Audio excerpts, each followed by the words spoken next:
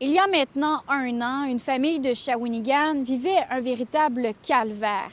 Une adolescente de 15 ans avait chuté dans un silo d'une trentaine de mètres sur le site de l'ancienne usine Belgo.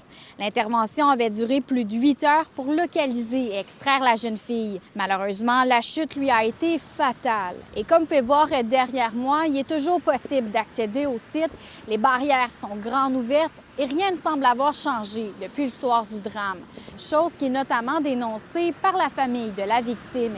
Un membre de la famille a écrit qu'elle constate avec incompréhension et colère que ce lieu est toujours aussi accessible et qu'il le restera. Une pétition a d'ailleurs été lancée. Elle demande la sécurisation du site de l'usine Belgo ainsi que la fermeture de tous ses accès. Du côté de la grande sœur de la victime, on peut lire sur sa page qu'on dit que c'est un projet qui coûte cher, mais que l'inaction coûte encore plus cher. Elle a coûté la vie de sa sœur le 11 avril 2025 et ce prix-là ne se calcule pas en argent. Elle demande d'agir avant qu'une autre famille soit brisée. Ce qui est arrivé, c'est triste. C'est un endroit qui est dangereux. On sait que ça fait plusieurs années qu'on en parle.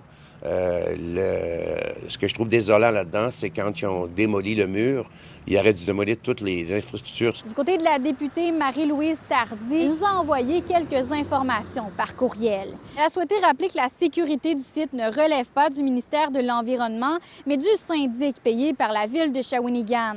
Présentement, la firme Atkins Realist réalise la rédaction des plans et devis de démolition et de réhabilitation du terrain.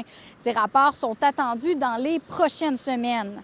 Ensuite, la publication de l'appel d'offres est envisagée au cours du printemps-été 2026, en prévision que les travaux de démolition et de réhabilitation du site puissent débuter au plus tôt à l'automne 2026. Nous, on a bien hâte de voir ce terrain-là réhabilité parce qu'on y voit un potentiel de développement fort intéressant. La famille de la jeune fille qui a perdu la vie dans les ruines de l'usine Belgo souhaite sensibiliser la population sur les dangers que représente ce site et de ne pas s'y aventurer.